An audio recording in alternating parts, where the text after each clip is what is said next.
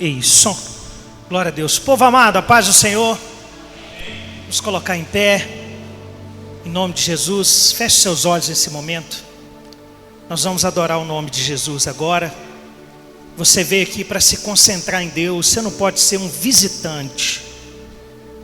Sua espiritualidade, ela tem que ser uma espiritualidade que encanta o coração de Jesus, amado.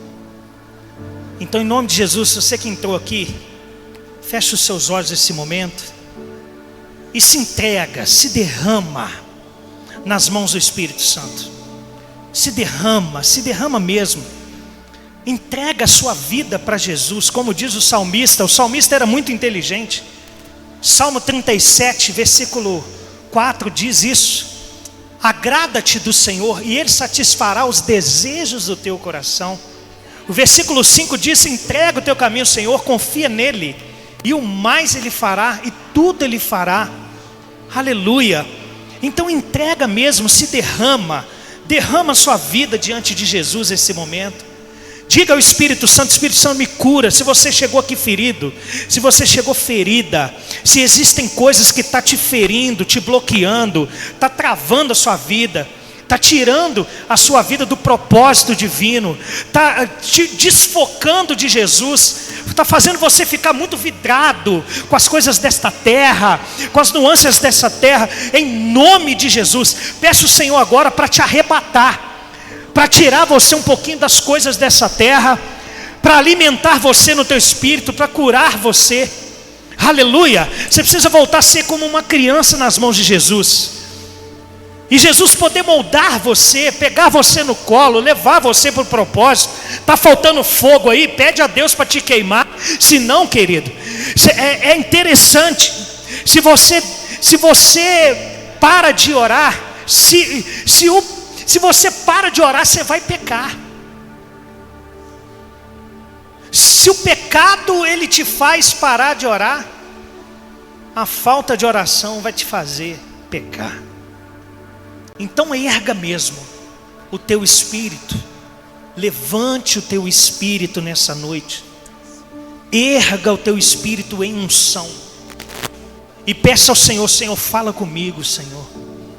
Oh Espírito Santo, nós entramos em tua presença, Senhor. Nós queremos nos derramar na tua presença, Senhor. Eu sei, meu Deus, que muitas coisas vêm para tentar nos atrapalhar. Eu sei, Senhor, que muitas coisas vêm para tentar, meu Deus, retirar a gente do propósito. Mas nesse momento, ó Deus, nós nos oferecemos a Ti como um sacrifício vivo, inteligente, como um sacrifício de louvor a Ti. E eu sei que nós podemos descansar o nosso coração, porque o Senhor é o nosso pastor e nada, absolutamente nada, nos faltará. O Senhor é o nosso pastor e nada, absolutamente, nos faltará. Meu Deus, é como a tua palavra diz, meu Deus: aquele que habita no esconderijo do Altíssimo, a sombra do Onipotente descansará. Aleluia. Nós somos o povo da palavra. Os que confiam no Senhor são como os montes de Sião, que não se abalam, mas permanecem para sempre. Aleluia, aleluia. Nós somos um povo que permanecerá para sempre. Aleluia. Por isso nós, enquanto andamos sobre esta terra cheio de campos minados, ó Deus, nós não temeremos, porque o Senhor está conosco. Você pode descansar teu coração, querido. Vamos cantar isso, declarar: quando ao seu redor vier coisas ruins, ventos de trevas, tudo tentar te paralisar, te neutralizar, tudo tentar fazer você parar, você vai descansar. Não é tempo de agir, é tempo de descanso. Há momentos na guerra que quanto mais você querer bater, você vai apanhar. Você tem que entrar na zona do descanso. E essa canção fala isso. E nós vamos adorar o Senhor com esta canção.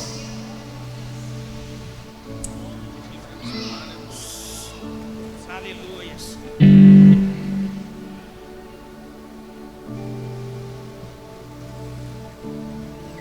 Glória a Deus.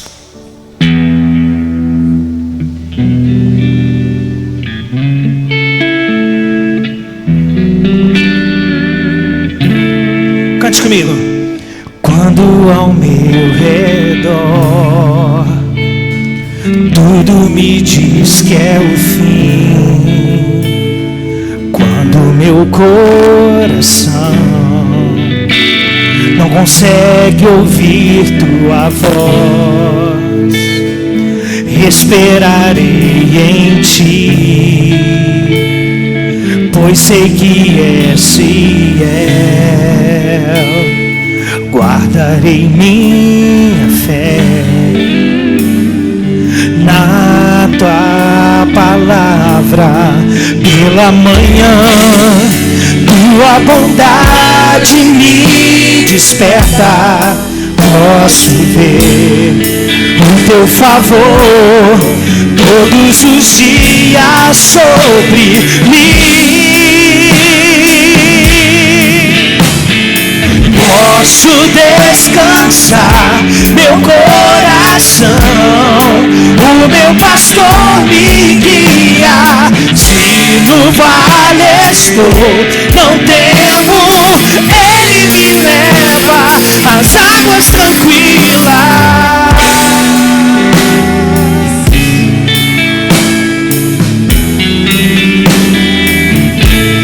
Declare: esperarei em ti, pois sei que és fiel. Guardarei minha fé na tua palavra. Pela manhã tua bondade me desperta, posso ver o teu favor todos os dias sobre mim. Posso descansar meu coração, o meu pastor me guia. Se no vale estou, não temo, ele me leva. Posso descansar, declare. Posso descansar meu coração, o meu pastor me guia. Se no vale estou, não temo, ele me leva às águas tranquilas.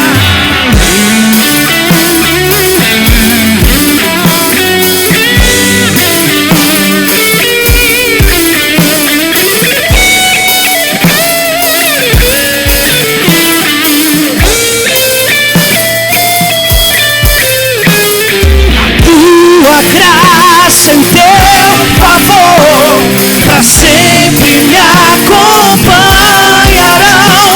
Em tua casa sempre estarei. Posso descansar meu coração, o meu pastor me guia. Se no vale estou, não temo, ele me leva às águas tranquilas. Posso descansar meu coração, o meu pastor me guia. Se no vale estou, não temo, ele me leva às águas tranquilas. Ele me leva às águas tranquilas. Ele me leva às águas tranquilas.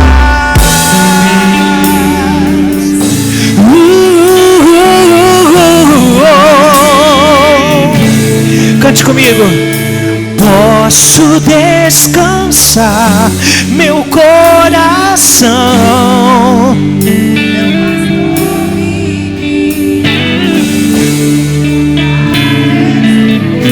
não temo, ele me leva às águas tranquilas.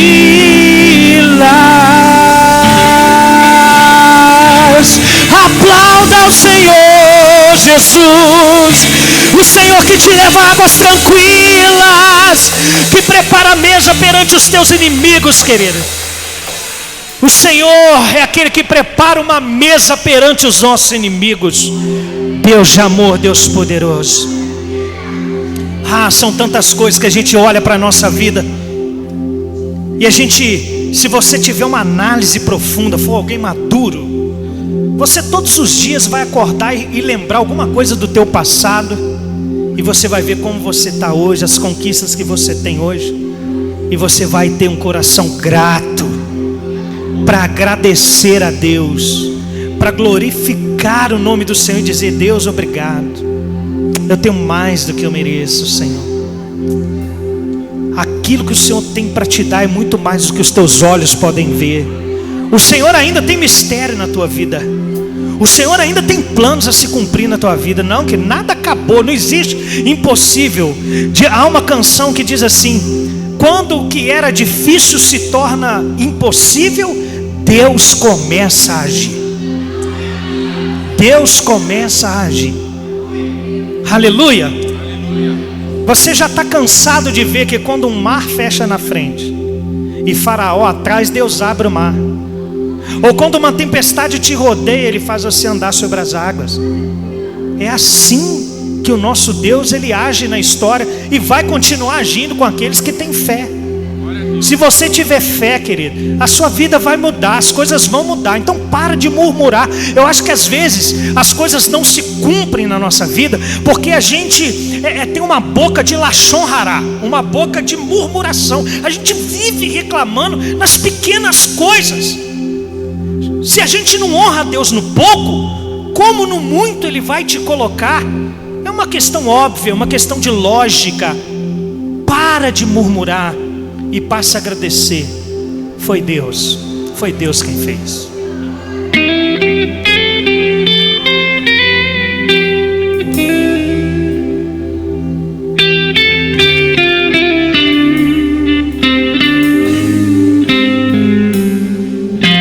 Aquilo que o olho não viu, aquilo que o ouvido não ouviu, eu preparei para ti.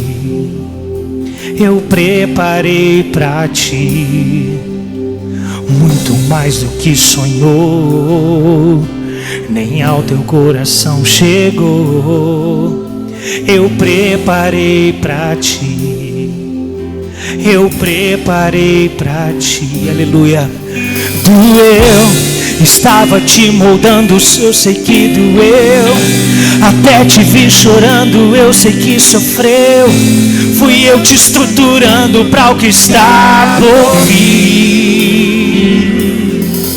Sofreu, mas o que não matou só te fortaleceu. Refez a aliança entre você e eu. É por isso que estás aqui. Não te deixo desistir. Se eu falei, você vai até o fim. Aquilo que eu tenho pra te dar, prata e ouro não podem comprar. Você vai ver que valeu. Eu nunca errei, eu sou teu Deus. Ainda vai me agradecer por tudo que eu permiti você viver. E alguém vai perguntar como que aconteceu. Você responderá: foi Deus.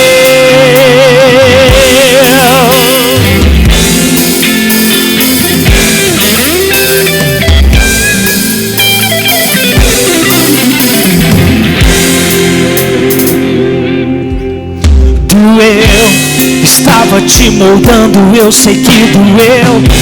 Até te vi chorando, eu sei que sofreu. Fui eu te estruturando para o que está por vir.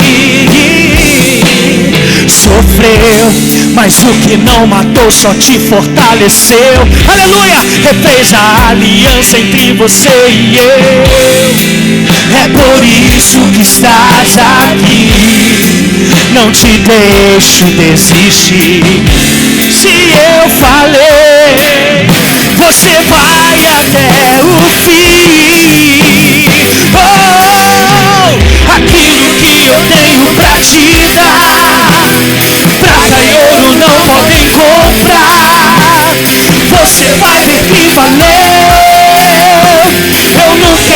eu sou teu Deus, ainda vai me agradecer por tudo que eu permiti você viver. Alguém vai perguntar como que aconteceu, você responderá: foi Deus.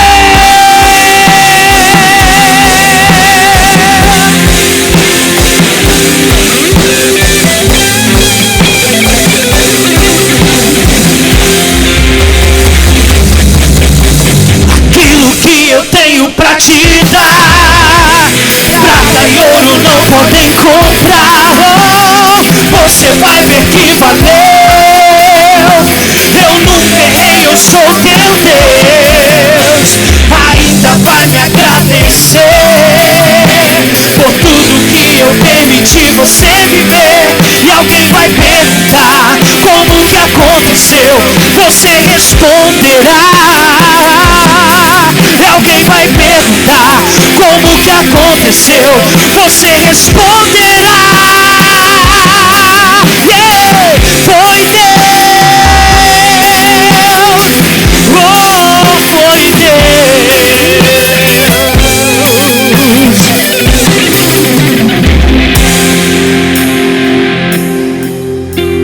Aquilo que eu tenho pra te dar, prata e ouro não podem comprar. Você vai ver que valeu. Eu nunca errei, eu sou teu Deus, ainda vai me agradecer por tudo que eu permiti você viver. Alguém vai perguntar como que aconteceu, você responde: foi Deus, foi Deus, foi Deus. Nunca é a gente, querida.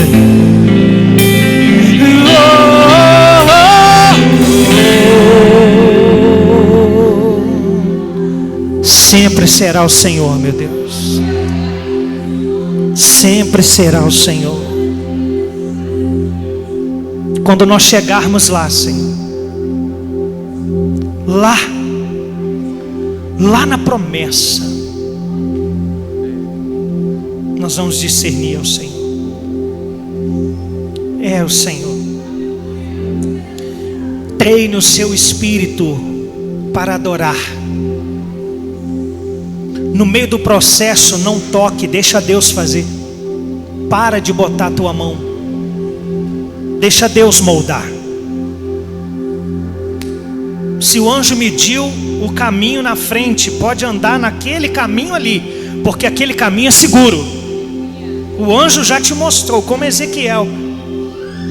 O anjo vai 1000 côvados à frente do justo, te revelando aonde você tem que caminhar.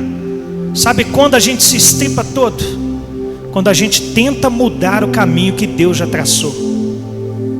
Às vezes Deus traçou um caminho que você olha para ele, não é chamativo.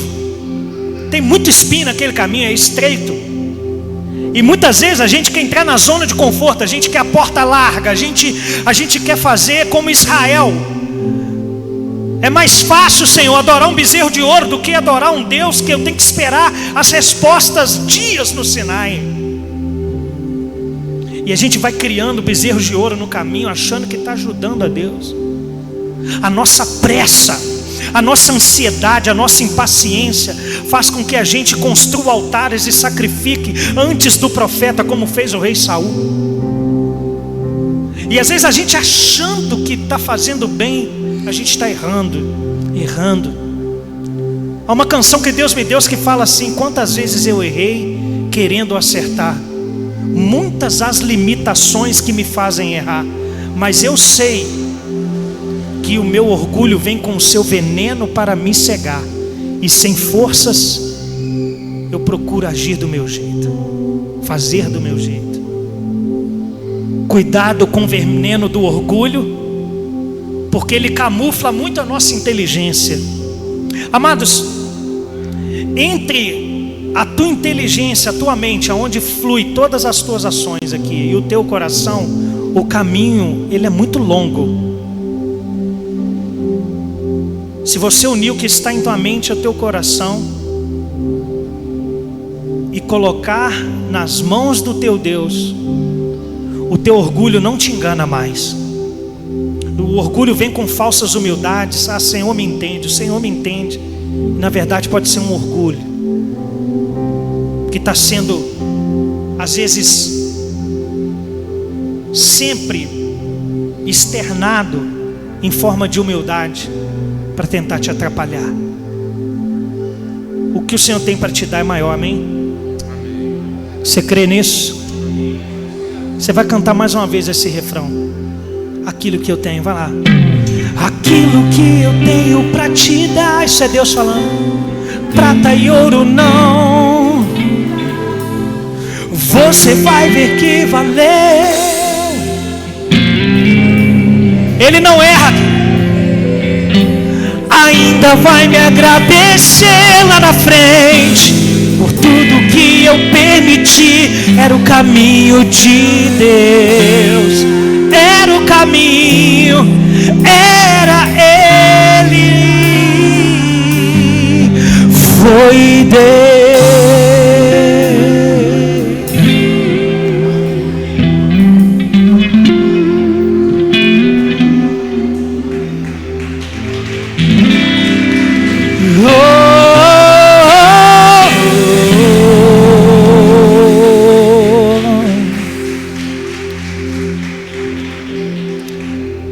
Glória a Deus. Pode se sentar aqui.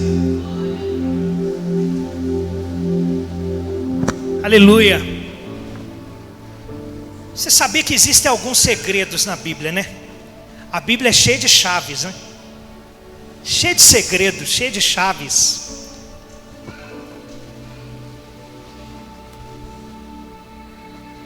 Está aqui o manual para uma vida abundante. É a Bíblia Sagrada. Não adianta, querido. Livros de psicanálise, estudos que os homens desenvolvem, né? Eu sei que tem uma psicóloga aqui, não estou falando mal não, viu? A Carla também é psicóloga.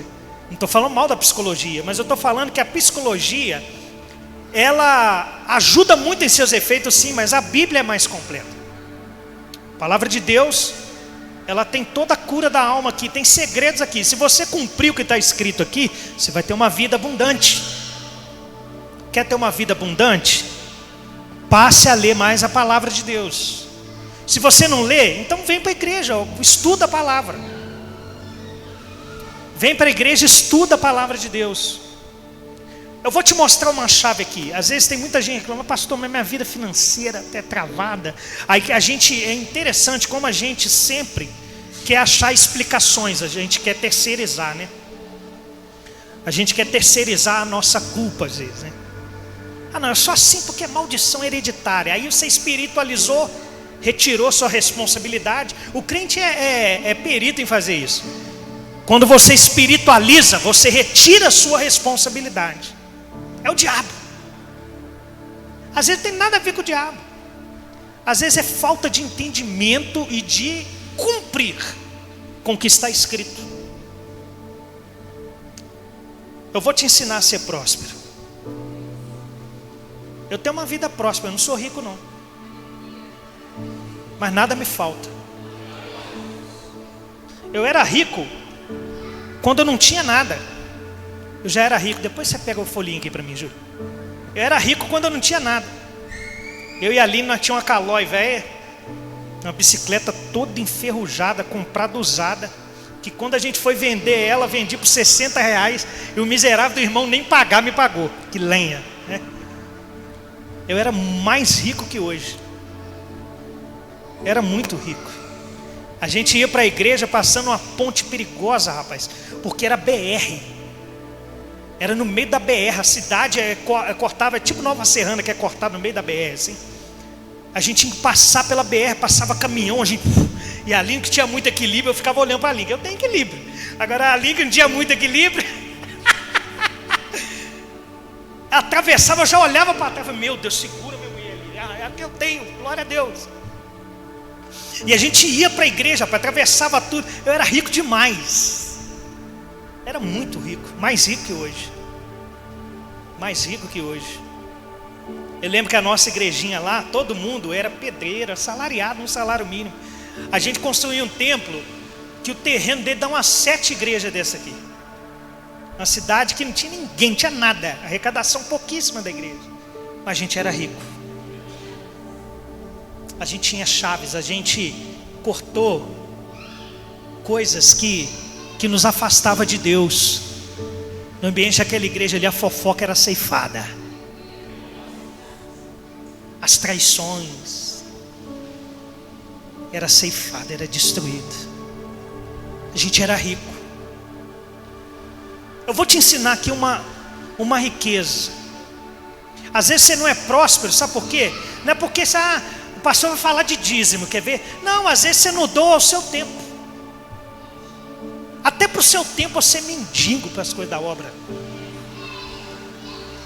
Para o dorama, né? Para os filmes, você doa atenção, concentração, tempo.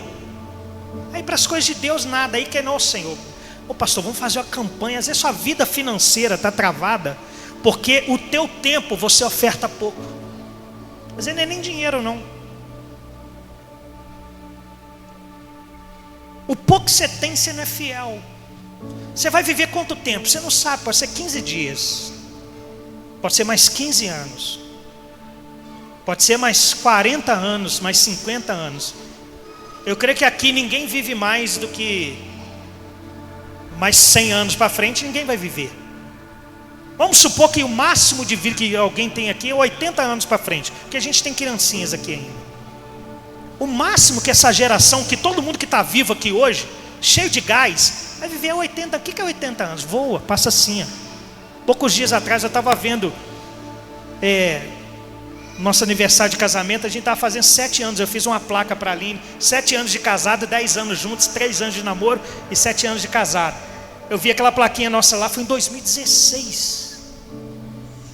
Só de casado aqui, eu e a Aline, nós temos, é mais velho que muita gente aí, que muito adolescente, só de casado.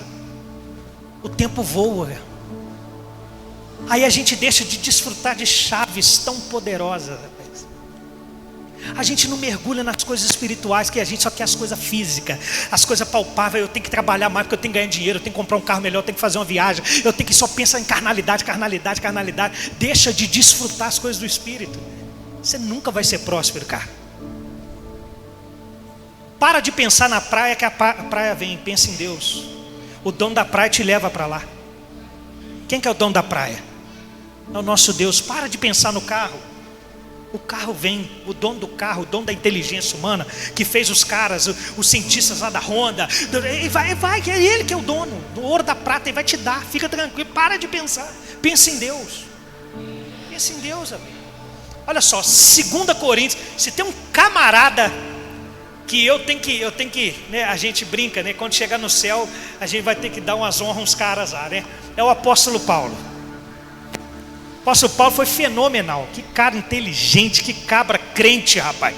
Que cara que incomodava o diabo, incomodava o sistema. O cara incomodava os reis. O cara incomodava até a igreja. Até a igreja ele incomodava. Eu não sei quem Paulo não brigou. Brigou de Pedro a rei, de carcereiro, a navegueiro, pirata. O Paulo brigou com todo mundo, porque ele era acima mesmo. Por que Paulo era acima? Porque ele era muito abaixo. O rei não é assim.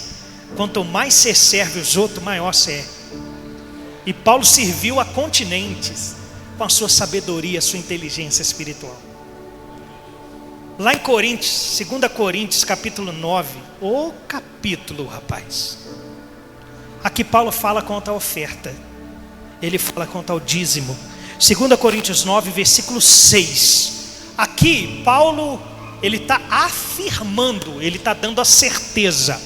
Ele está chegando aqui, ó, isto eu afirmo a vocês. Isso aí eu tenho certeza. Olha que doideira. Eu poderia ficar só nesse versículo aqui, 2 Coríntios 9, versículo 6. Eu poderia ficar só nesse versículo. Não precisa projetar não. Olha o que está escrito aí. E isto eu afirmo, Paulo falando: aquele que semeia pouco, Não, você já sabe. O que acontece? Aquele que semeia pouco, pouco também colherá. Aquele que com fartura semeia, também colherá com fartura. Mas só que com Deus, a quantidade, ela é medida no nível da intencionalidade. Eu vou continuar o versículo para você entender. Cada um contribua segundo tiver proposto no bolso. É isso que está falando aqui? Cada um contribua segundo tiver restando na conta bancária. É isso que está aí? Então por que a gente faz isso? Uma vez, eu já estou finalizando, as notas de reais foi bater papo uma com a outra, elas se encontraram no banco. Aí, rapaz, a nota de 100 chegou toda rebuscada, né? Chegou assim, ó, olá companheiros, bom dia. Eu tenho andado por viagens na Europa, eu sou poliglota, falo várias línguas, estou sempre em casas de câmbio, quem me pega são milionários, estou sempre nas rodas, nas mesas, carteiras de rico. A bem da verdade, as minhas carteiras onde eu estou são acolchoadas, estou sempre em bancos, vivo em ar-condicionado, estou super tranquilo, me dei bem na vida. A nota de 50 chegou um pouco mais popular. Chegou assim, pois é rapaz, boa noite amigos, tudo bem? Nós estamos aqui nessa reunião de notas. Olá, nota de 2, nota de 5, nota de 10, prazer, tudo bem? Quanto tempo eu não vejo vocês, hein? Nota de 100, a gente vive se encontrando também às vezes, né? Em praias, né? Em restaurantes. A gente vive nos encontrando em universidades, pagamentos de boleto, estamos sempre presentes. Chegou a nota de 10 e de 5, já abraçado uma na outra. E aí, velho? Como é que tá, tudo bom? Eu estou em barzinho direto, rapaz. Estou em troco de ônibus. Eu estou andando pela rua, vivo no carnaval. Velho, é isso mesmo. Você vê que o português é mais, né, é mais popular, porque a nota de 10 e de 5 vive no meio do povão. Está sempre na lojinha de salgadinho, no restaurante, está sempre no shopping center, da China, então do Shopee, é só nota de 10, né? Está sempre em shoppingzinho, né? A nota de 10, a nota de 20 também, e a de 5, chegou de R$2,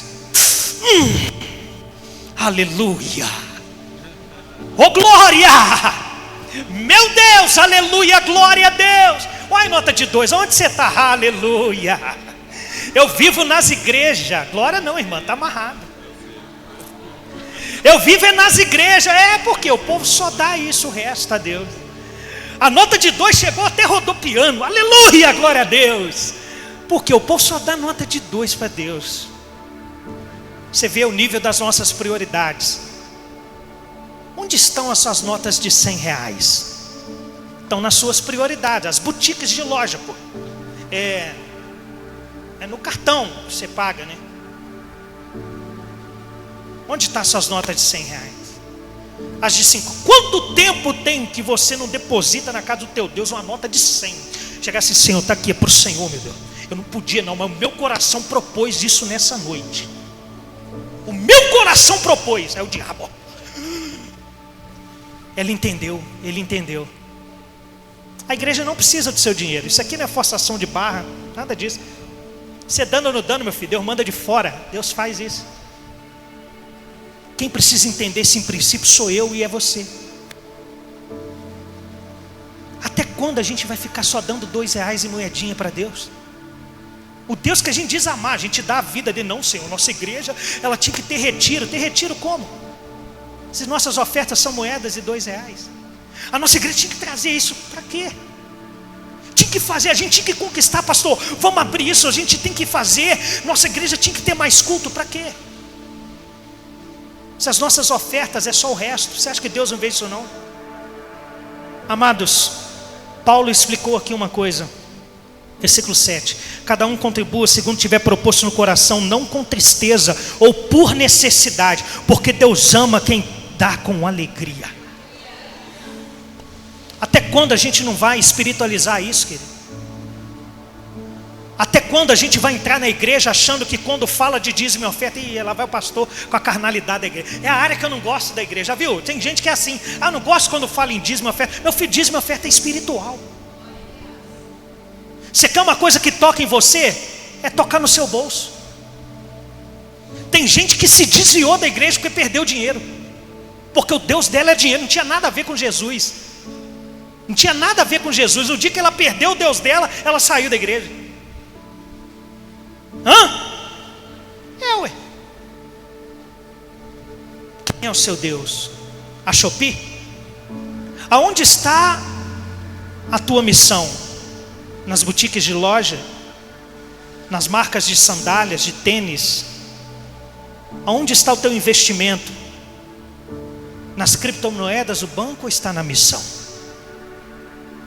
A Colgate envia 90% do seu recurso para a missão. Ninguém bate a Colgate. A Coca-Cola, ela abriu universidades, comprou terrenos para igrejas metodistas norte-americanas. Tem igrejas lá metodistas nos Estados Unidos que foi a Coca-Cola que deu, porque os donos da Coca-Cola eram metodistas. A Coca-Cola deu igreja. Pode vir nutricionista falar que mata, pode vir falar que alô diabo, pode vir falar que tem rato na produção dela, que achou rato na tampa. Ninguém bate a Coca-Cola. Vai virar anos e anos e anos. Por quê? Ela foi fiel no pouco. Quando Deus prosperou a Coca-Cola só nos Estados Unidos, a Coca-Cola investiu na obra. Quem bate a Coca-Cola, se Deus está com eles? Pode tomar suquinho, filho. Pode diminuir a porcentagem de quem toma Coca-Cola, mas ninguém para a Coca-Cola, que ela investiu na missão. Seja inteligente. Quem semeia pouco, pouco colherá. Quem semeia muito, muito colherá. É a lei do plantio, a lei da colheita. Não pergunte por que um prospera e outro não. Veja, faça o mesmo. Nós vamos cantar aqui, rompendo em fé. Cada vez que a minha fé é provada, tu me dás a chance de crescer um pouco mais. Esse está precisando fazer um ato profético. Antigamente tinha muito isso nas igrejas. Toda vez que eu falo isso, eu lembro do Rodney. O Rodney tinha R$1.000 só, perdeu o dinheiro dele todo. Tinha R$1.000, ele chegou na igreja e deu de oferta. E deu para o Senhor. A hora ele vai colher. Tem a hora de Deus. O que está proposto no seu coração? A gente precisa fazer alguns propósitos com Deus também na área da finança. Senhor, eu estou oferecendo aqui, Senhor. Eu acho lindo, tem uma irmãzinha aqui da igreja. É uma das mais simplesinhas da igreja. Eu não falo o nome, ela nem está aqui hoje. Ela todo mês, o primeiro salário que ela recebeu da empresinha dela, que ela vendeu um negocinho lá. O primeiro salário que ela chegou aqui para ajudar na obra, ela chegou que deu 600. Eu falei, nossa Deus, 600 é para a pintura da obra. Se bobear, não ganha nem 1.000. Eu estou falando isso aqui, não vou falar nome não, que o galardão dela atrapalha o galardão dela. Deus está acumulando lá. Aí ela chegou no outro mês, pastor, você não sabe. Depois daquele dia lá, minha filha, a porta abriu tanto, mas tanto, que eu estou trazendo R$600 de novo aqui, ó. Meu Deus do céu. Aí eu falei, eu já sabia, irmã. Eu já sabia. E bobear esse mês ela vai trazer mais. Só que vai só aumentar, vou profetizar. Vai trazer 1.000, daqui a pouco 20.000, daqui a pouco você está comprando, passou comprando terreno, aleluia, para a igreja. Amados, glória a Deus. Quando você morrer, até as tuas finanças têm que impactar o inferno. O que você vai deixar para a igreja? Quando você morrer, tem gente que ao invés de dar herança para os filhos, deu herança para a igreja, construiu igreja, a mulher morreu. Pensa no caos que ela não fez no inferno. Coloque-se de pé. Nós vamos cantar para o Senhor.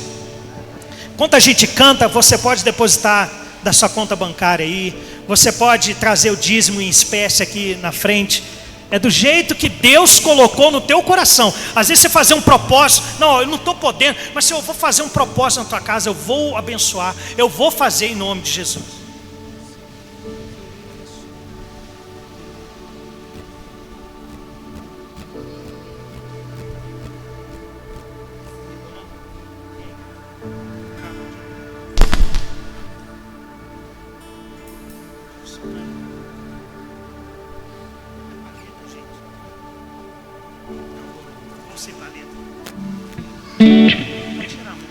Ei, som. Vamos adorar o Senhor? Enquanto a gente adora, você traz sua oferta em nome de Jesus.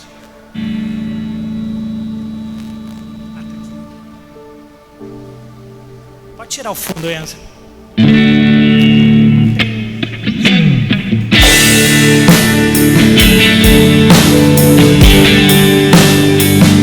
Te amamos, meu Senhor.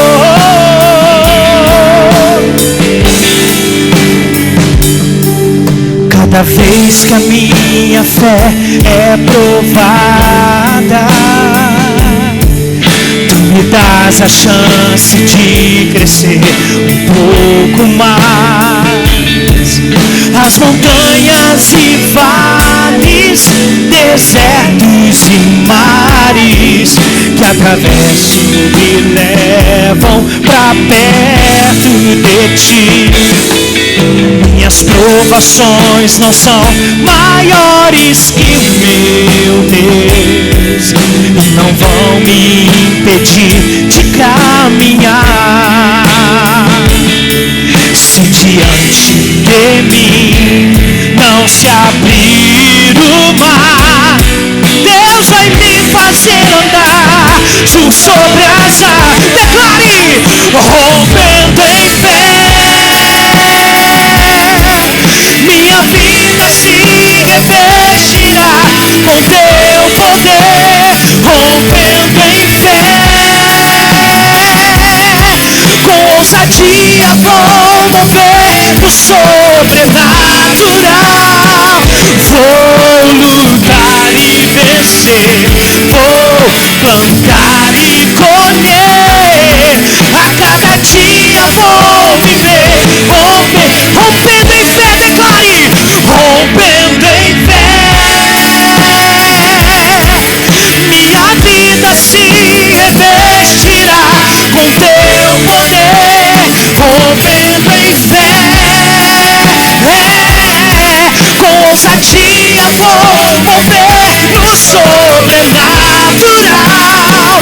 Vou lutar e vencer, vou plantar e colher. A cada dia vou viver, rompendo em fé. A cada dia vou viver, rompendo em fé. Aleluia, Senhor. A cada dia vou viver, rompendo em fé. Rompendo em fé. É assim que queremos viver, meu Senhor. Nós abençoamos e consagramos os dízimos, as ofertas que saíram do coração dessa pessoa para a obra missionária da tua casa. Nós consagramos em nome de Jesus. Amém. Graças a Deus. Pode se sentar, queridos.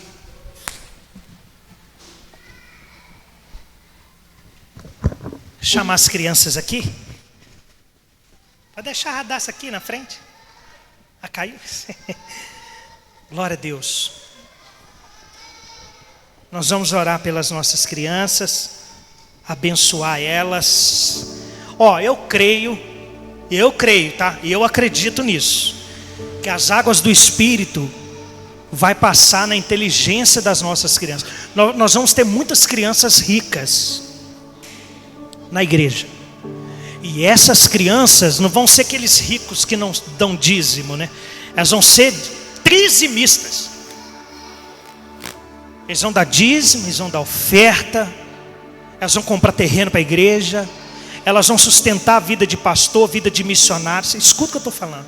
Vai ter crianças aqui ricas, só que as nossas crianças, a riqueza dela está no Espírito Santo. Não vai estar no ouro e na prata. A moeda que eles vão pegar é digital, amado. Eles vão ter moeda digital. Esse negócio de nota vai acabar. Eles vão ter a moedinha digital lá. Então eu profetizo em nome de Jesus que a conta bancária dos crentes verdadeiros vão ter em abundância. E eles vão sustentar a vida de missionário. Em nome de Jesus, amém? Meu Deus, nós consagramos as nossas crianças. Eu profetizo em nome de Jesus, meu Deus, que elas serão dizimistas e ofertantes. Elas amarão ofertar. Não há prazer melhor que ver minhas filhas trazendo o dízimo delas. Obrigado, Senhor.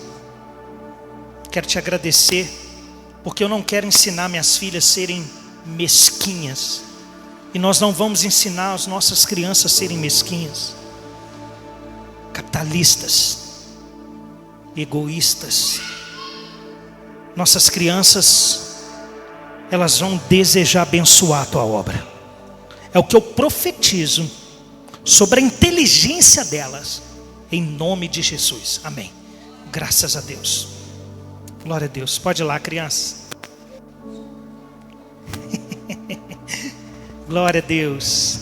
Aleluia. Chama a Lua Lisa aqui. Vai estar trazendo a palavra hoje. Em nome de Jesus. Nós vamos receber do Senhor hoje, nessa noite, através da Lua Lisa, pregadora, para a glória do Senhor Jesus Cristo. Amém? Glória a Deus. Glória a Deus. Estenda a tua mão. Vamos abençoar a pregadora da noite, né? Vem chave do céu para a sua vida hoje. Vem chave do céu. Meu Deus, nós te agradecemos, Senhor. Nós abençoamos, meu Deus, tua filha, e pedimos que o Senhor use ela com poder nessa noite. Que a tua filha venha trazer a mensagem de amor que vem do alto.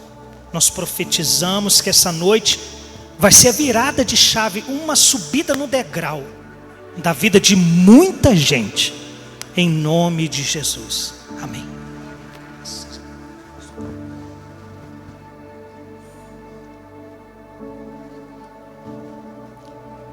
Aleluia. Paz do Senhor, igreja. Amém. Glória a Deus. Quero ser bem pontual naquilo que Deus ministrou ao meu espírito. Então já pode pegar a sua Bíblia e ficar de pé. Porque hoje nós vamos falar a respeito de um homem que viveu experiências extraordinárias com o Senhor e teve uma visão que é extremamente impactante e que tem pontos muito importantes que podem nos ensinar muito. Então, sem delongas, você vai abrir comigo no livro do profeta Ezequiel, no texto que você já conhece muito bem, Ezequiel capítulo 37, a partir do verso 1.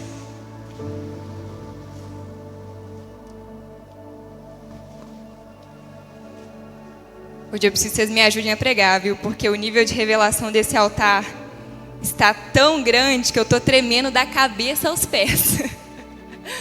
Não tem sido fácil, mas glória a Deus por cada palavra ministrada aqui. O Senhor tem derramado porções novas sobre as nossas vidas. E nós somos privilegiados por fazermos parte de uma igreja em que o Espírito Santo ainda fala. E fala de forma tão clara. Então, Ezequiel 37, a partir do verso 1. Nós vamos fazer a leitura de alguns versículos. A visão de um vale de ossos secos. Veio sobre mim a mão do Senhor. Ele me levou pelo Espírito do Senhor e me deixou no meio de um vale que estava cheio de ossos. E me fez andar ao redor deles. Eram muito numerosos na superfície do vale e estavam sequíssimos. Então me perguntou: filho do homem, acaso poderão reviver esses ossos? Respondi: Senhor Deus, tu o sabes. Disse-me ele: profetiza a estes ossos e dize-lhes: ossos secos, ouvi a palavra do Senhor. Assim diz o Senhor Deus a estes ossos: eis que farei entrar o Espírito em vós e vivereis. Porei tendões sobre vós, farei crescer carne sobre vós,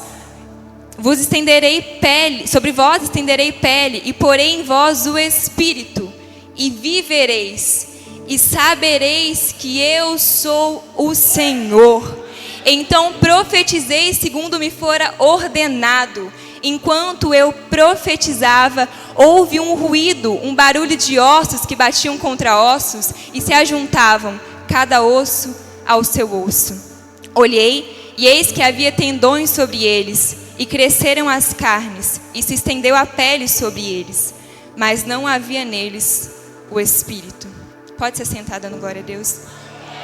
Feche seus olhos mais uma vez, eu quero orar com você rapidamente. Senhor, nós estamos diante da Tua palavra. A Tua palavra que tem o poder, Senhor, de uma espada de 2 gumes que vem separar as medulas das juntas, que vem discernir o nosso espírito. A Tua palavra que confronta, que cura, que liberta.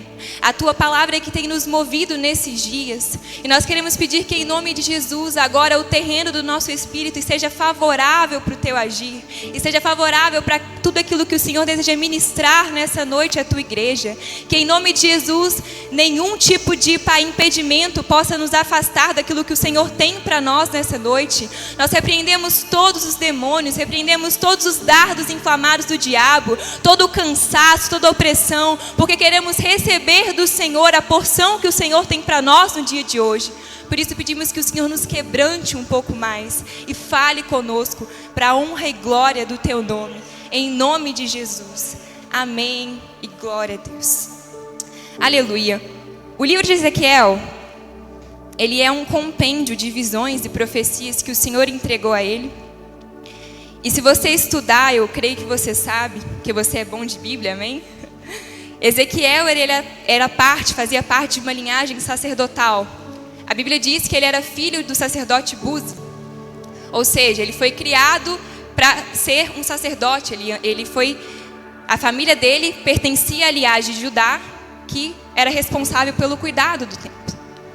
E Ezequiel, ele viveu numa época em que Deus já havia declarado sobre Israel que devido ao pecado, devido à obstinação daquele povo, eles seriam levados cativos para a Babilônia. E quando Deus diz, acontece. E sobre a vida de Ezequiel, aconteceu essa ocasião. A Bíblia diz que quando ele tinha provavelmente 25 anos, Nabucodonosor ele invade Jerusalém, destrói Jerusalém e leva com eles alguns homens cativos. E Ezequiel vai junto com alguns homens à Babilônia e ali ele se estabelece como um exilado, cumprindo a palavra que o Senhor havia dito de que aquele povo viveria um tempo de escravidão, mais uma vez, por causa do pecado não arrependido. E Ezequiel ele se estabeleceu junto ao rio Quebar e após 5 anos de exílio, 5 anos na solidão, 5 anos no meio de um povo estranho, 5 anos em uma circunstância completamente desfavorável, a palavra do Senhor diz que Ezequiel, junto ao rio Quebar, recebe uma visão de Deus. No meio daquele cenário, Ezequiel recebe um chamado do Senhor. No meio do exílio, da solidão, do desespero, da desesperança, a voz de Deus se apresenta a Ezequiel. E a partir desse momento, Ezequiel é levantado como oráculo do Senhor. E ele tem visões extraordinárias. Já no primeiro capítulo a gente pode ler que ele vê coisas inimagináveis. Uma nuvem que se revolvia em fogo. Ele vê rodas, ele vê os 4 seres viventes. Ele viu o que ninguém nunca tinha visto. E o Senhor entrega a ele essas visões, e só com o vislumbre da glória dele, a palavra diz que ele cai por terra, com o rosto em terra, completamente rendido. E a partir desse momento, o Senhor começa a entregar a Ezequiel oráculos, profecias, decretos para aquele povo. A Bíblia diz que a gente precisa entender que foram visões. Então, após esse primeiro contato com o mundo espiritual, por intermédio de uma visão, ou seja, uma visão não é algo literal, não foi algo palpável, porém foi algo real. Nós vivemos sobre essa realidade. A palavra de Deus, ela não é palpável, ela não é visível, mas ela é real. O mundo espiritual, ele é real. Então a visão que Ezequiel teve, embora não fosse algo visível, era real, a ponto de transformar a caminhada dele.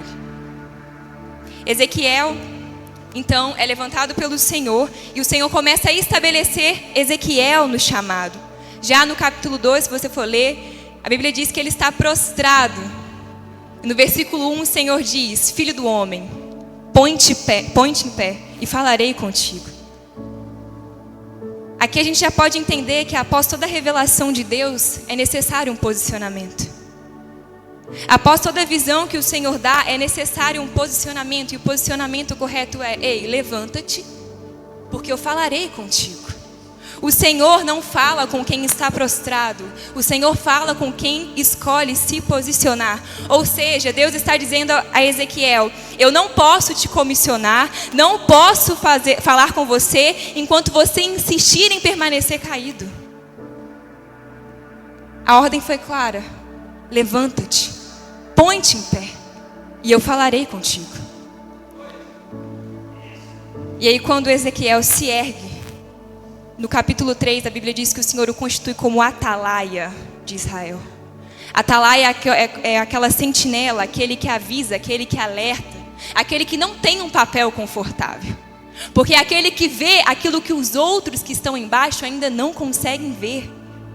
Então o chamado que o Senhor tinha para a vida de Ezequiel era um chamado muito específico, um chamado muito difícil.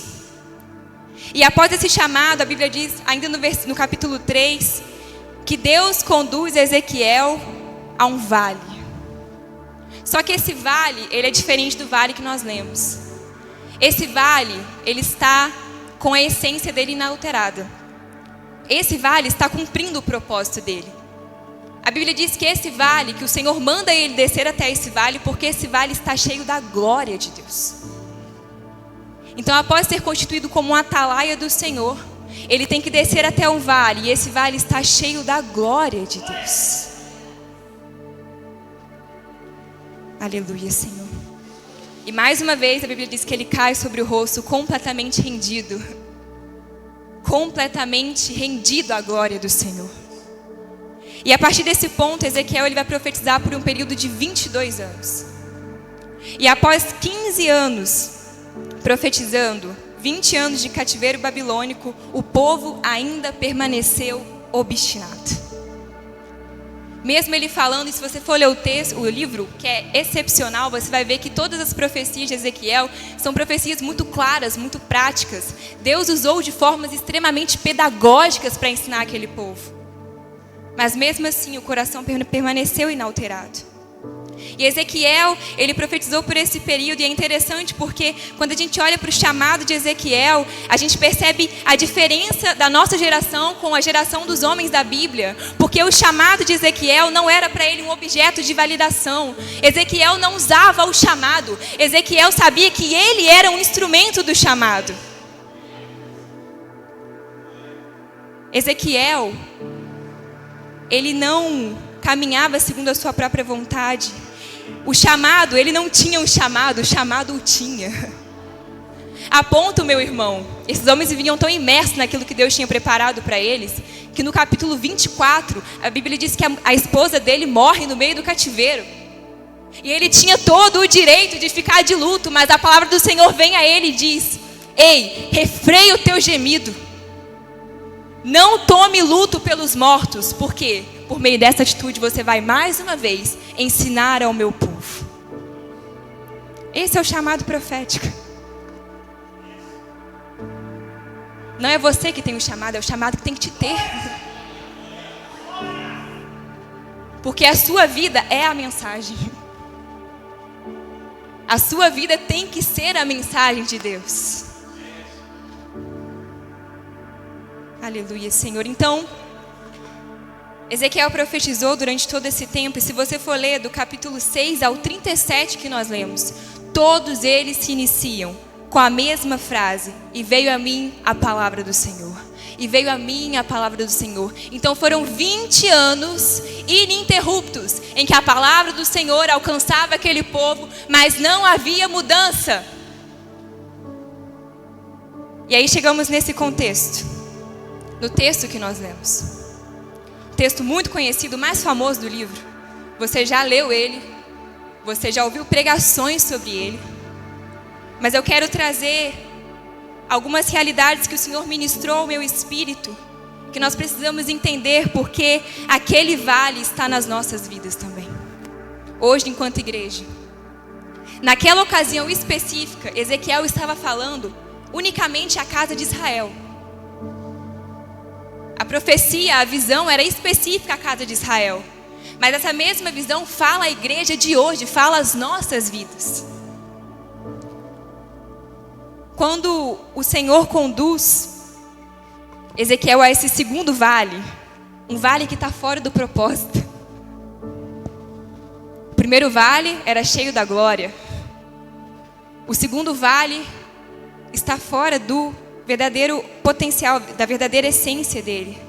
A Bíblia diz que esse vale é um vale de ossos secos, ou seja, um cemitério a céu aberto. E o Senhor conduz Ezequiel até esse vale, porque esse vale representava naquela ocasião a condição espiritual da casa de Israel, o nível de ânimo daquele povo.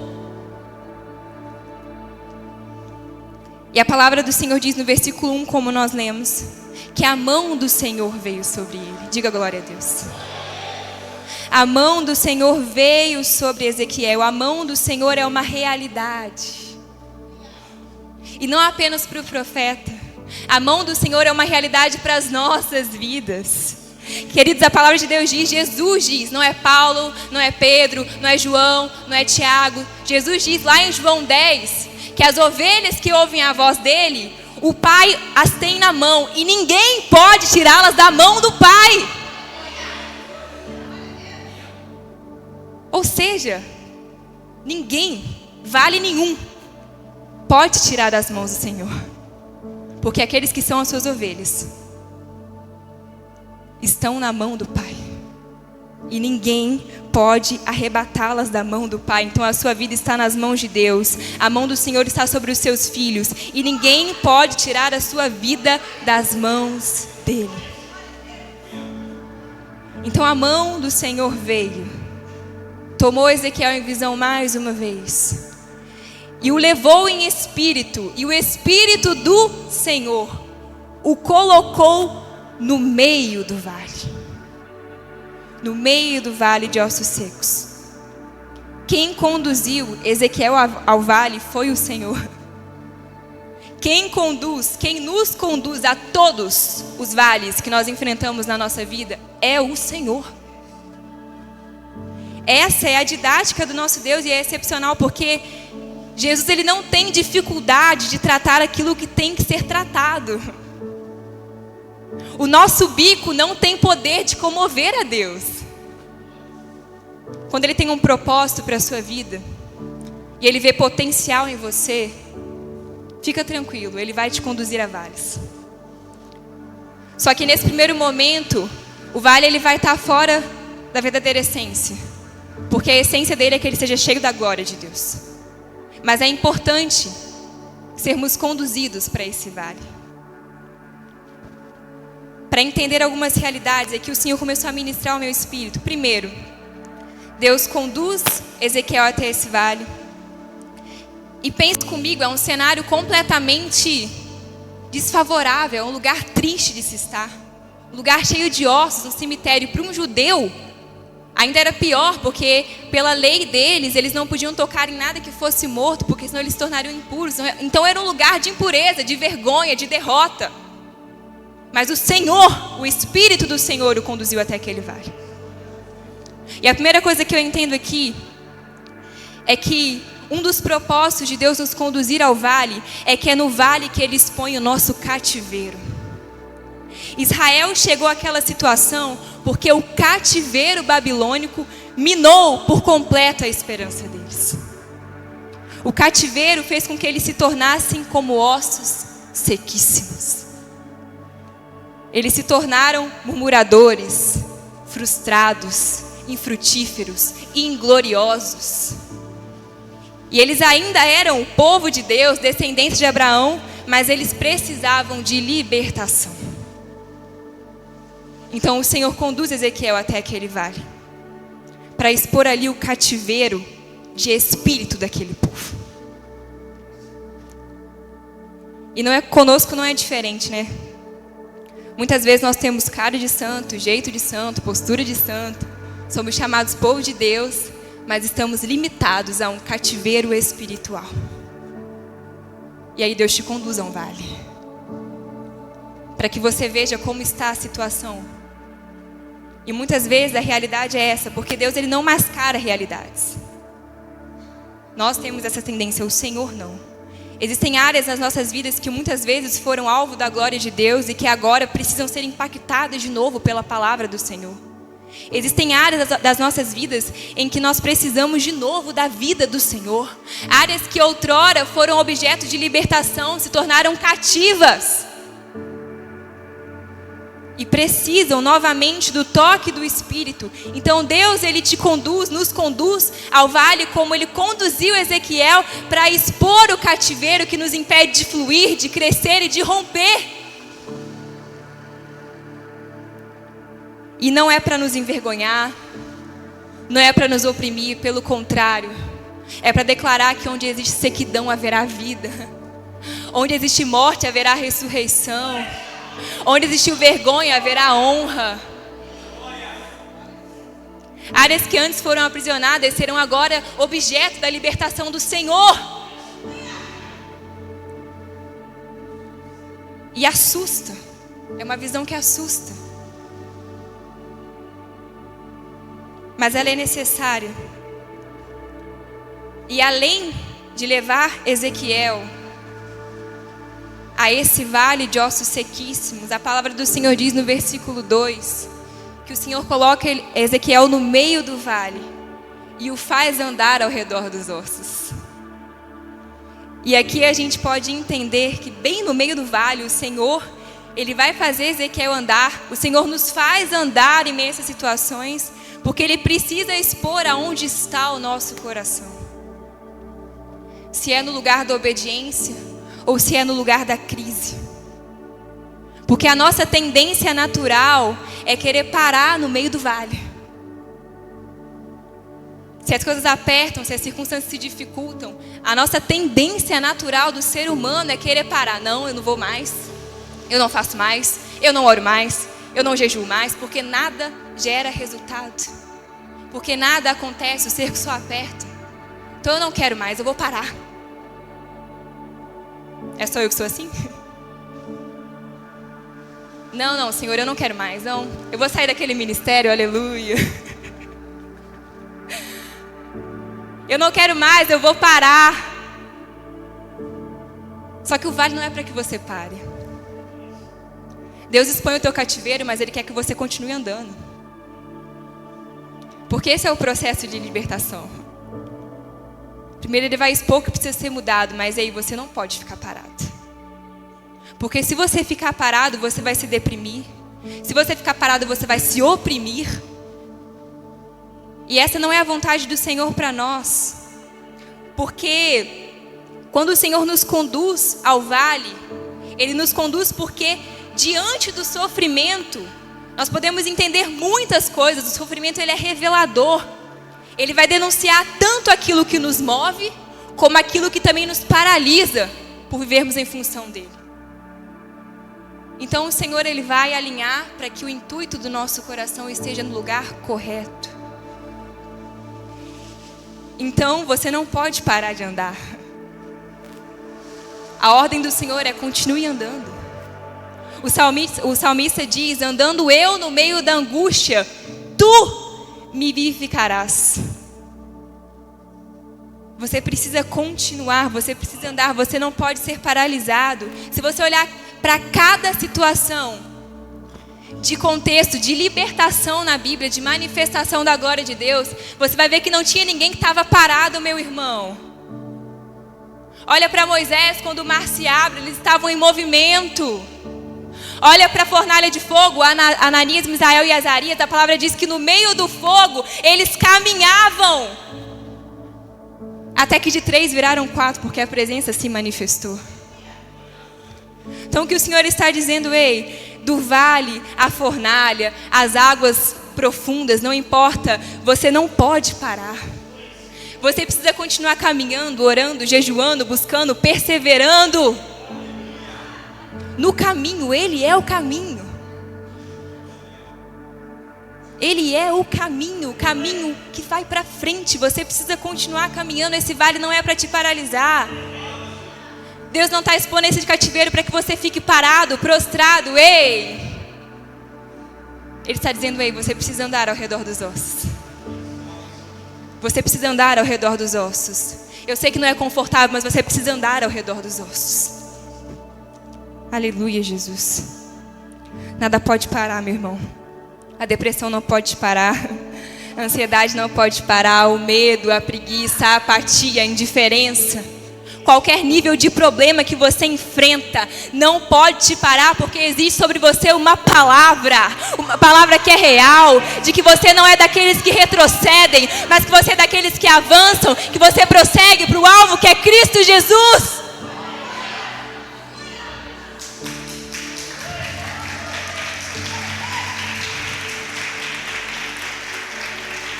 Aleluia, Senhor.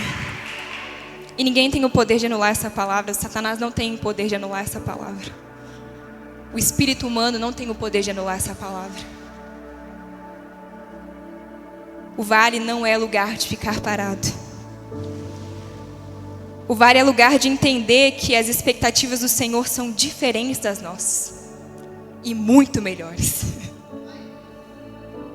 Muito melhores. Olha para a Bíblia. O Senhor está além da nossa lógica. O agir de Deus é além da nossa capacidade limitada de entender isso que o torna tão maravilhoso. João 11, Marta e Maria. As duas tinham uma expectativa, a expectativa de que Jesus ia curar um enfermo. Só que Jesus, sabendo que a expectativa dele era melhor, era maior, ele aperta o cerco. Ele demora 4 dias para chegar e deixa Lázaro morrer, porque a expectativa de Jesus era ressuscitar um morto. As nossas expectativas são inferiores às expectativas de Deus. Então, quando Ele te conduz a um vale de ossos secos, a sua expectativa é que Ele resolva na hora, mas Ele não vai fazer desse jeito. Tem um processo. E o final do processo é muito mais do que você imagina. O profeta Jeremias diz que os planos do Senhor são maiores do que os nossos, mais altos do que os nossos. Esse é o nosso Deus, meu irmão. Ele te faz andar para que você entenda que você não pode parar. Ele te faz andar para que você entenda que a sua expectativa não se compara à expectativa dele. E que ele fará muito mais do que nós imaginamos. E depois que ele faz Ezequiel andar no meio desse vale, versículo 3... Ele faz uma pergunta a Ezequiel. E o Senhor me disse: filho do homem, poderão viver esses ossos? Ou seja, tem jeito para esse vale? Tem jeito para esse problema? Eu acho interessante porque essa pergunta, ela é uma pergunta praticamente retórica, porque Deus sabe que Ele pode reviver. Deus não tem crise com o caráter dele, Ele sabe que Ele é o Todo-Poderoso. E que Ele pode todas as coisas. Só que nesse momento, quando Ele evoca essa expressão filho do homem, que é uma expressão muito usada nesse livro, que vai ser usada por Jesus, mas no sentido de autoridade, de unção. Mas nesse contexto, quando Ele diz filho do homem, o Senhor está falando à humanidade de Ezequiel. O Senhor está falando à limitação de Ezequiel, a esse nível de dependência que ele precisava ter para dar essa resposta. Porque o Senhor conduz Ezequiel a esse vale, faz ele andar sobre esse vale, o põe no meio do vale, e agora ele faz essa pergunta. E a resposta de Ezequiel é uma resposta que é uma resposta lógica, mas muitas vezes nós respondemos de forma diferente. Muitas vezes é nesse momento, porque nós precisamos entender algo aqui, em nome de Jesus, para que você não se confunda. Geralmente é nesse ponto que a gente trava, quando a nossa humanidade tem que dar uma resposta a Deus. O Senhor, Ele fala à humanidade de Ezequiel e exige dele uma resposta que exige de Ezequiel fé. E geralmente é nesse ponto que a gente trava. E a gente precisa entender que Deus, Ele não vai fazer nada de uma vez. Então, primeiro, mais uma vez, Ele vai conduzir Ezequiel ao vale, para que Ezequiel identifique o problema, o cativeiro. Ele faz isso conosco. Nos conduz ao vale para que nós identifiquemos o problema, o que está ressequido e precisa ser avivado. Depois Ele vai fazer com que a gente ande ao redor dos ossos, para que as nossas expectativas estejam no local correto. independente das circunstâncias. E por fim ele vai fazer essa pergunta à nossa humanidade, para testar a nossa fé, para ver onde está a nossa dependência, porque é aqui que muitos caem. É aqui que muitos não conseguem romper. Até enxergam onde está um cativeiro, sabem que tem que permanecer andando, mas na hora de romper em fé para o milagre acontecer, não consegue dar a resposta correta. A resposta lógica, conhecendo quem o Senhor é, e você sabe quem Ele é, de que Ele pode todas as coisas, que Ele é todo poderoso, que não existe outro igual a Ele, é de respondermos como Ezequiel respondeu. Ezequiel respondeu: Senhor, Tu sabes. Mas por vezes nós temos uma visão muito distorcida e nós limitamos o poder de Deus nas nossas vidas. Porque ser profeta no próprio vale é muito difícil. É muito mais fácil profetizar no vale do outro. É muito mais fácil eu profetizar no vale do pastor Caio do que eu profetizar no meu próprio vale. E aí foi onde o Espírito ministrou essa palavra ao meu coração. Segunda-feira à noite. Eu nem sabia que eu ia pregar, nem estava preparada, eu confesso. Mas segunda-feira à noite eu fui orar. E fiz toda a rotina que eu sempre faço. Coloquei um fundo. Ajoelhei, fiquei ali tentando gerar uma ambiência para que o Senhor falasse. E eu não estava muito bem, para variar, né? E eu não estava muito bem, e nesse momento eu comecei a desabafar com Deus, mas é aquele desabafo que às vezes é maligno. Que a gente quer expor o que a gente está vivendo, mas de certa forma com uma indignação oculta. Querendo que Deus olhe para nós e Ele tenha pena de nós. E eu comecei a orar. E nesse momento eu comecei, enquanto eu orava, eu ficava pensando sobre a minha personalidade, sobre o meu caráter. E eu ficava reclamando: Deus, por que eu sou assim? Por que eu sou assim? Por que eu não rompo aqui, aqui, lá? Por que eu não mudo isso, faço aquilo? Etc, etc. Eu disse: Senhor, o que eu preciso fazer para poder romper de nível de uma vez por todas em áreas que eu sei que estão como ossos sequíssimos? E a palavra do Senhor veio ao meu espírito. Ele disse: Ei, Alice, dia após dia você entra na minha presença para ficar me falando o quão ruim você é. E você ainda não entendeu que eu não quero que você fique pensando menos de si ou mais em si. Eu quero que você pense menos em si. Porque a partir do momento que você pensar menos em si, você vai conseguir olhar para mim e romper de nível. Você entendeu? Você sabe que você é filho amado, mas você sabe também que você é miserável, carente da glória de Deus. E o Evangelho não é só para que você fique pensando o quanto você é ruim ou o quanto você é bom, mas é para que você pense menos em você. Aleluia! Porque quando você pensa menos em você, as suas crises elas perdem a força. O processo ele fica mais leve, porque você não pensa em você, você pensa em Jesus. Então o que pode te parar? Bom, depois dessa eu tive que aceitar Jesus de novo. Quantas vezes nós estamos entrando no secreto achando que a gente está orando, que a gente está buscando, e a gente só está entregando para Deus esse tipo de oração vazia, porque a gente só pensa em si mesmo. A gente só quer que Deus faça se for através de nós, senão não vale. A gente fica dando justificativas, achando que isso agrada a Deus. Ei, meu irmão, vitimismo é orgulho. Tão maligno quanto a soberba. Então como que rompe? Como que rompe com essa falta de fé? Para de olhar para você. Para de olhar para a sua incapacidade, porque não é sobre você. Não é sobre nós. Quando você não pensa em si, você responde como Ezequiel, porque a resposta de Ezequiel é a resposta de um homem que depende do Senhor. Senhor, Tu o sabes. Não depende de mim, é apesar de mim, é além de mim. Tu o sabes, porque é sobre o Senhor. É sobre o Senhor, aleluia. Quando nós pensamos muito em nós mesmos, olha para Jesus.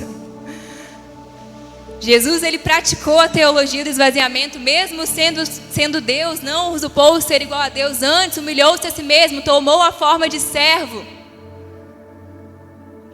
Enfrentou o Getsemane, mesmo a vontade dele era: Pai, afasta de mim esse cálice. Mas ele não pensou em si, ele pensou no Pai. E por isso ele suportou a cruz. Quando nós pensamos muito em nós ficamos impedidos de avançar. E aí entra outro problema aqui. Porque nós temos essa visão individualista de que aquilo que é o nosso vale só afeta a nós, mas não é verdade. Sabe por quê? Além de querer manifestar a glória dele nesse vale, de querer manifestar a vida dele nesse vale, a Bíblia diz que ele quer juntar osso com osso, que ele quer promover unidade. Então existem áreas nas nossas vidas que estão como ossos sequíssimos, que têm impedido o Senhor de ministrar unidade na igreja.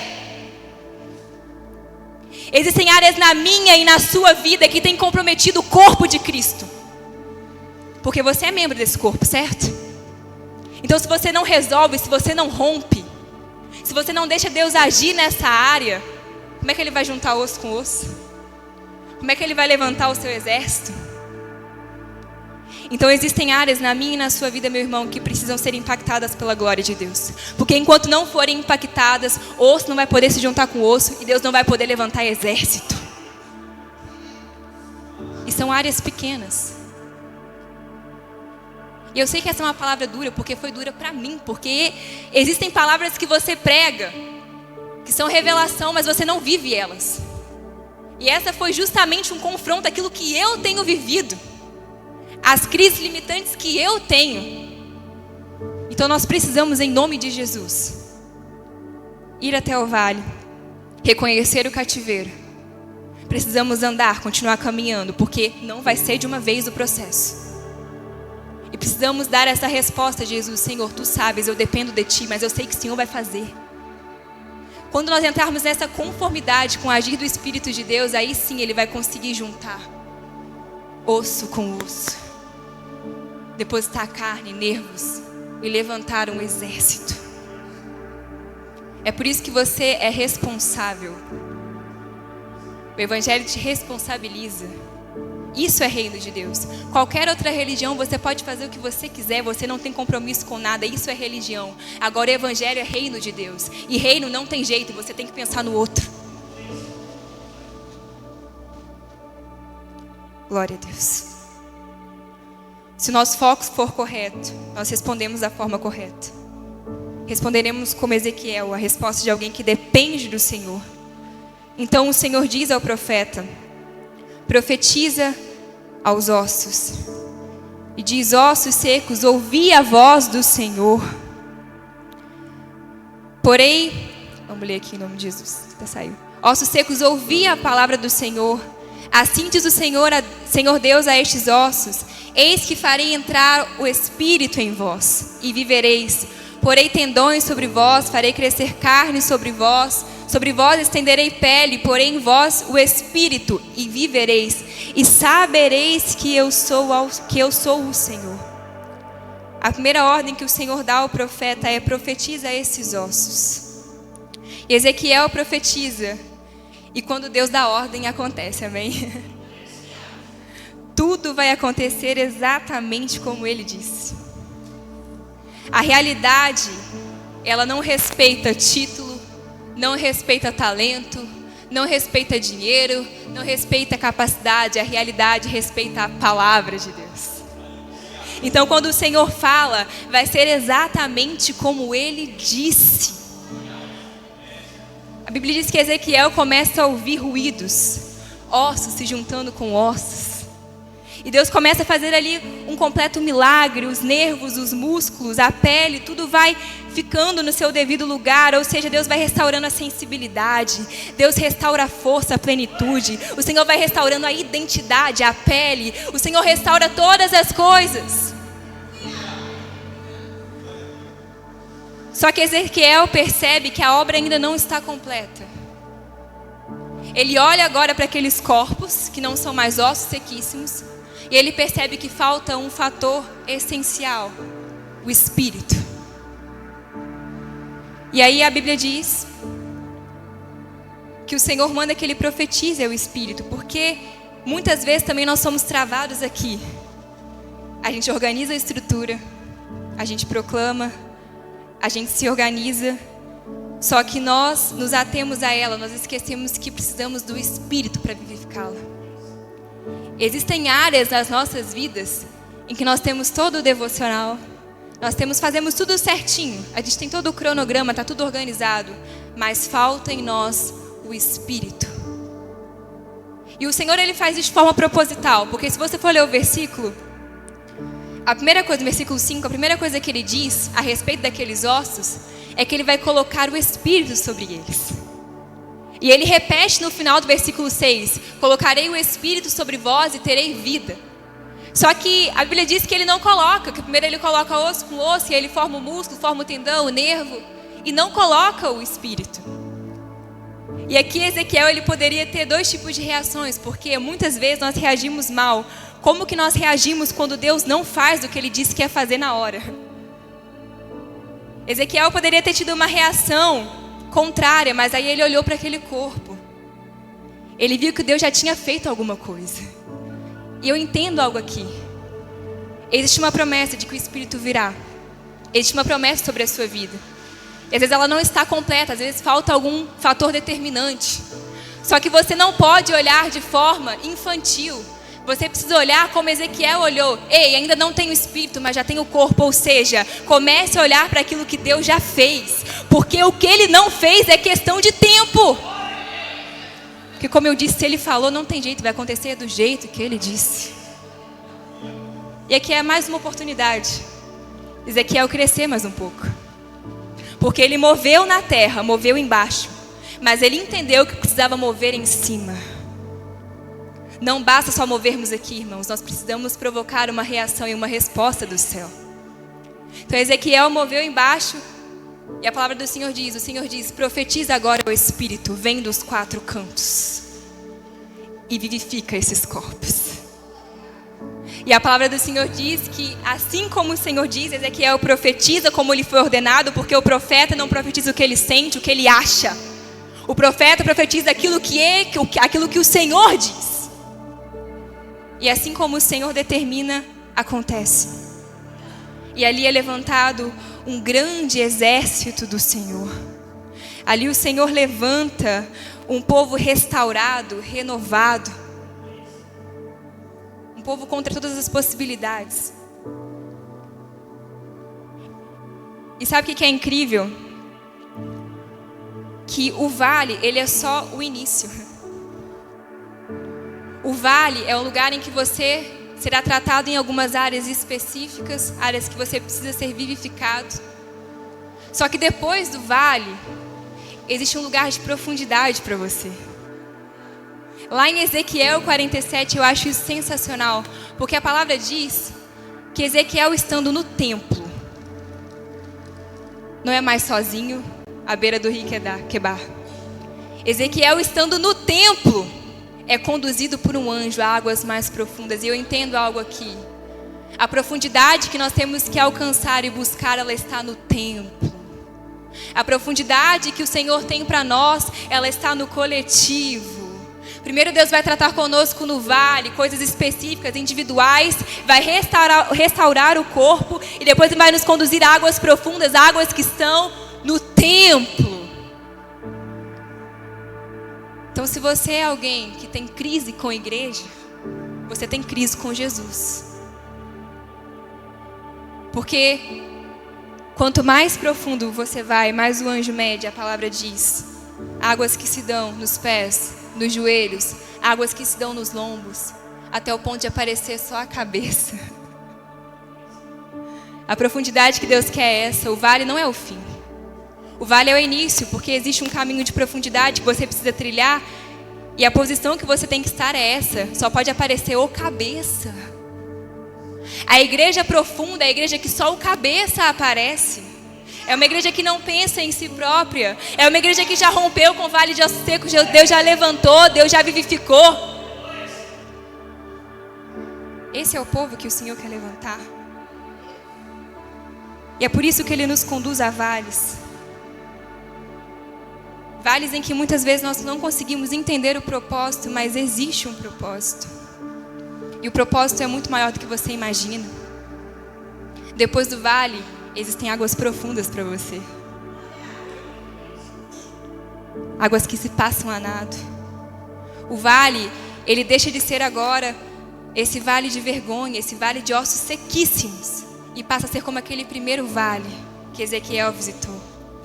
Um vale cheio da glória de Deus. O que nós precisamos enquanto igreja, meu irmão, é restaurar e clamar novamente pela glória de Deus. Precisamos abaixar o nosso ego para que a glória de Deus se manifeste. Porque esse lugar é um lugar onde os grandes não têm vez. Aqui só o Senhor é adorado, só o Senhor é exaltado. E é aí que o seu coração tem que permanecer, é nesse caminho. Em nome de Jesus. Fica de pé. Quero orar com você.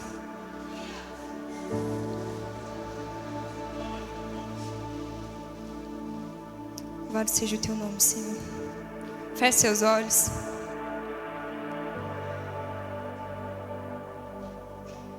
Todos nós estamos diante de um vale. Todos nós temos uma área da nossa vida, seja ela espiritual, emocional, seja um casamento, uma situação financeira, seja uma luta que você tem vivido dentro da sua família. Todos nós temos um vale de ossos secos. E foi o Senhor que nos conduziu até esse lugar. Foi o Senhor que nos colocou e a mão dele não nos abandonou em momento algum, embora ele tenha nos colocado no meio desse vale. A palavra dele não nos abandonou, embora ele tenha nos colocado no meio e nos feito rodear todos esses ossos. Pelo contrário, o que ele tem dito para nós é: profetiza, profetiza, profetiza, porque a palavra é viva, a palavra é eficaz. Nós servimos a um Deus vivo, nós servimos a um Deus que tem uma palavra viva, nós servimos a um Espírito vivo, nós não servimos à morte, não, nós servimos ao Cristo que vive. Então onde Jesus está, não há morte. Se existe morte, haverá ressurreição. Se existe morte, haverá ressurreição. Deus vai tocar no esquife, Deus vai fazer o menino renascer. Deus vai tocar nesses ossos, vai estabelecer aquilo que Ele tem para estabelecer. Só que você precisa reconhecer o cativeiro. Você sabe a área da sua vida que precisa de uma intervenção da glória de Deus. Você sabe a área da sua vida que tem te travado, que tem te limitado, que tem te feito se prostrar diante do problema, que tem te feito querer morrer. Você sabe que área é essa. E Deus, Ele te conduz a esse lugar porque Ele não vai mascarar o teu problema. Porque o teu problema, por maior que ele seja, vai ser para a glória dEle. Não há nada que Ele não possa resolver. Não há impossíveis para o nosso Deus. Só que você precisa entender que nesse processo de libertação, depois de reconhecer o cativeiro, você não pode parar. O sofrimento não tem o poder de te parar, porque a palavra é a palavra que te faz permanecer, é a palavra que te faz caminhar, é a presença dEle. E Ele estará contigo, seja no vale, seja na fornalha, Ele sempre estará com você. Só que vai chegar um ponto da virada de chave em que Ele vai precisar falar a tua humanidade. E aí, homens são diferidos de meninos. Meninos só pensam em si mesmos. Homens sabem que não é sobre nós, que não é sobre Ele, é sobre Jesus Cristo. Homens conseguem discernir e têm essa capacidade de não pensar em si mesmos. E aí conseguem romper. E aí conseguem profetizar de forma eficaz. Irmão, você não pode se contentar com orações que não são respondidas.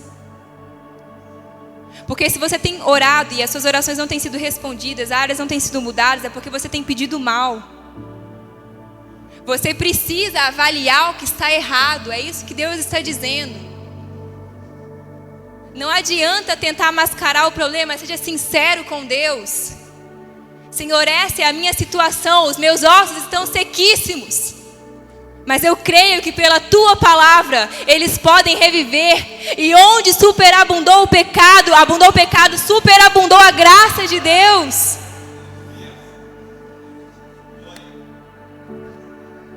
Aleluia, aleluia, aleluia. Oh, aleluia, Espírito Santo. Senhor, nós sentimos a Tua presença nesse lugar. Senhor, nós queremos nesse momento nos render à Tua glória. Em nome de Jesus, nos toca agora de uma forma diferente. Senhor, em nome de Jesus, começa a gerar em nós um fogo diferente. Uma devoção diferente, uma fome diferente. Nós não queremos sair daqui da mesma forma que nós entramos. Não queremos ficar vivendo de culto em culto. Nós sabemos que o Senhor tem águas profundas para nós. Nós queremos, em nome de Jesus, sermos alcançados, impactados pela Tua glória.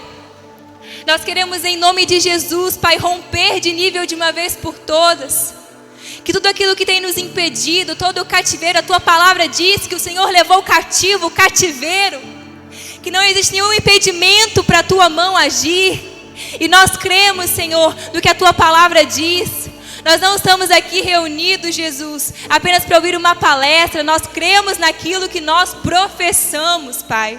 Nos perdoa. Nos perdoa por todas as vezes que nós nos colocamos diante desse vale e nós pensamos em desistir, nós pensamos em parar, em que nós não conseguimos reconhecer que a Tua presença sempre esteve conosco e que o Senhor tem um propósito para aqueles que são os Seus filhos, que o Senhor sim conduz a lugares desconfortáveis, mas para que o Teu nome seja exaltado. E nós somos privilegiados de podermos sofrer. E muitas vezes sofremos pelas nossas próprias vontades, não pelo Senhor. Então, em nome de Jesus, Pai, nós colocamos diante do Senhor agora esse vale que o Senhor conhece. Esse vale que precisa da Tua intervenção. Nós entendemos, primeiro precisamos profetizar aos ossos. Aquilo que eu tenho que fazer, o Senhor não fará por mim. Então, nos ajuda a organizar o que tem que ser organizado. Existem atitudes que eu preciso parar de fazer. Existem rodas que eu preciso parar de me assentar. Não é Deus que vai fazer, sou eu que tenho que escolher sair. Existem conversas que eu preciso parar de ter. Existem coisas que eu preciso parar de ver. E não será o Senhor que vai fazer. Então primeiro profetiza aos ossos. O que tem que mudar? Senhor, aquilo que tem que mudar, nos ajuda a mudar. Aquilo que depende de nós nos dá força para transformar. Mas após esse processo, o Senhor gera em nós um clamor. Um clamor para que o Teu Espírito venha. Para que o Teu Espírito venha e vivifique as nossas vidas. Porque nós não queremos ficar presos a uma estrutura. Nós queremos ser corpos e organismos vivos. E vida só tem quem tem o Teu Espírito. Então nós colocamos diante do Senhor e te pedimos, Pai, em nome de Jesus, nos ensina a profetizar. Nos ensina, Senhor, nessa caminhada, nessa jornada, a pensar cada vez menos em nós. Nos ensina, Senhor, a perseverar no caminho. Nos ensina, Senhor, a continuar com a mesma devoção, com o mesmo fogo, com o mesmo amor, independente das circunstâncias. Senhor, em nome de Jesus, nos eleva de nível. Nós entendemos que o tempo ele é escasso. Sabemos que o Senhor tem urgência em levantar aqueles que vão responder a esse chamado profético. Que o Senhor tem urgência de preparar a sua noiva para a volta do Senhor, porque o Senhor está voltando. Mas nós estamos tão presos às nossas vaidades, tão aprisionados dentro do nosso vale, que a gente nem deseja mais a volta de Cristo. Senhor, nos liberta dessa mente escrava. Porque o problema não é estar na Babilônia, o problema é ter a Babilônia dentro de si.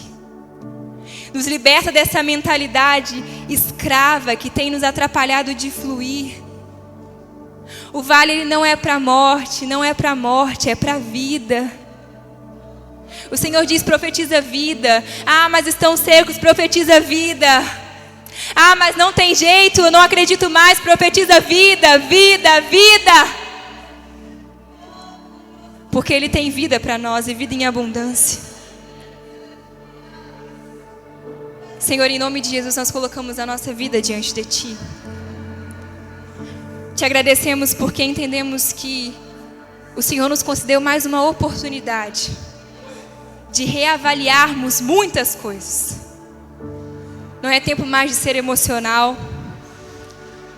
Não é tempo mais de ser inconstante.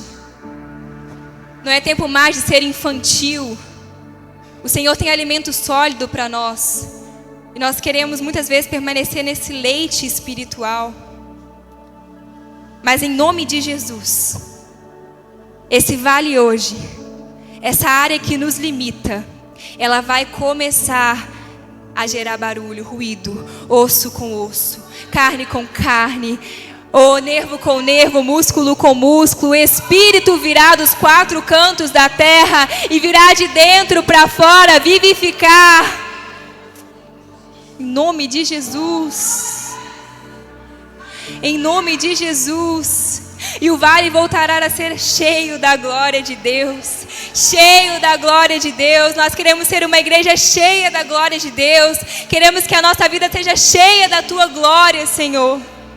Em nome de Jesus. Nos rendemos a Ti, Senhor. Nos rendemos a Ti e Te agradecemos. No nome santo de Jesus. Amém. Glória a Deus. Aleluia. Aplauda o Senhor em nome de Jesus.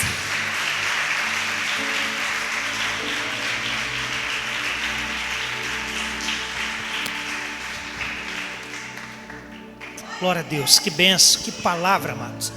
Glória a Deus. Sai daqui entendendo o propósito da sua vida. Amém? Em nome de Jesus. Glória a Deus. Vamos receber a bênção.